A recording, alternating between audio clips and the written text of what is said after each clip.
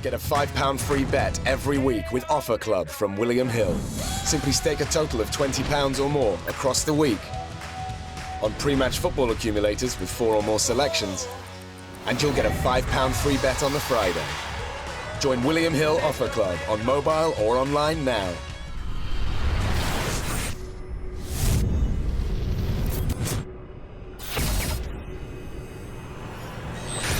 This is KUGAN CASSIUS for IFL TV in association with Macklin's Gym Marbella with the press conference here for Joshua versus Molina. With me I've got Eric Molina. How are you, sir? I'm good, man. I'm excited to be here, having a good time in London, and just finished the press conference. So, yeah. What did you make of the press conference there? I mean, it was just, pretty formal press conference, nothing really, just we had a face off and we said what we had to say. It doesn't really, to me, it's not really a big deal, So, I mean, as far as with a fight or anything, so. Yeah. You said in the press conference there that you've been in this position before. You've been in with the likes of Wilder and your last fight against Adamek.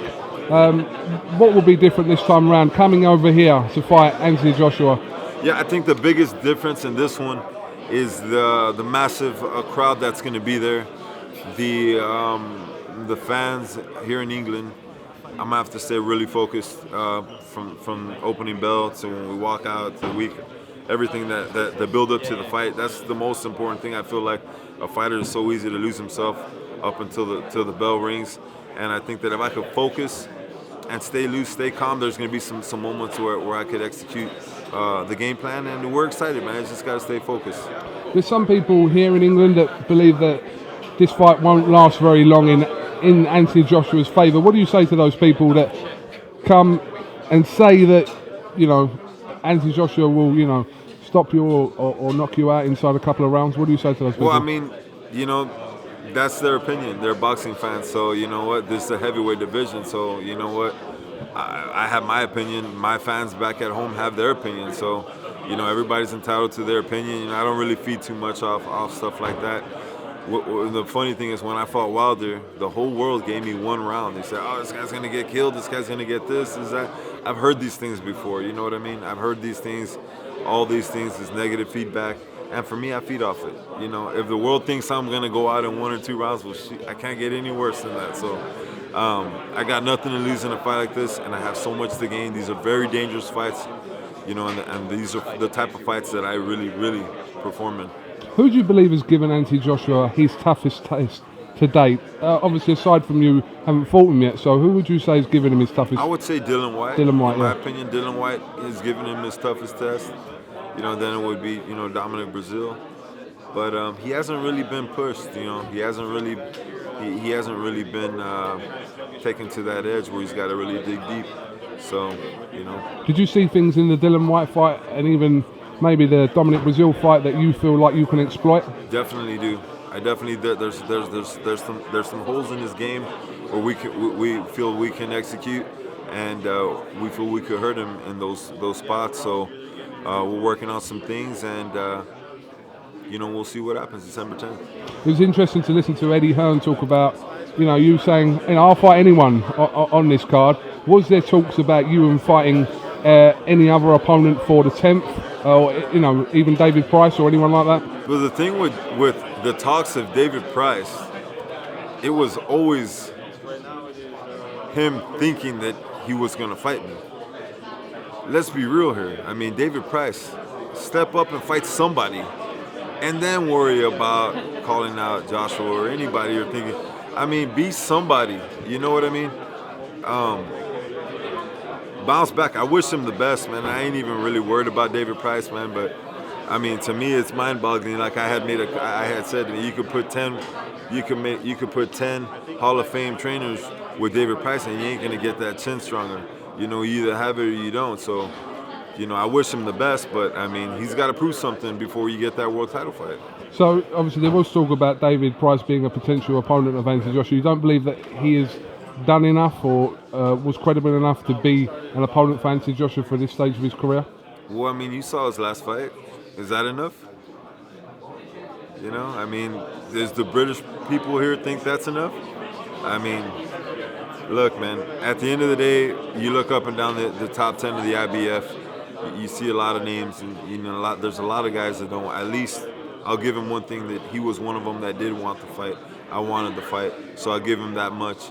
But a lot of these guys in the top 10 didn't want to fight. They'd rather go somewhere else. I understand it's a business, but at the end of the day, nobody wants to fight that man right there. So I willingly. The funny thing is, you look in the last 18 months, I'm gonna share the ring with a 36-0 Deontay Wilder, and now this Anthony Joshua. I embrace these fights. These are the road that I got to take to become champion. I bring them on, but these are not just my words. These are what I've done. For David Price, these are just words for him.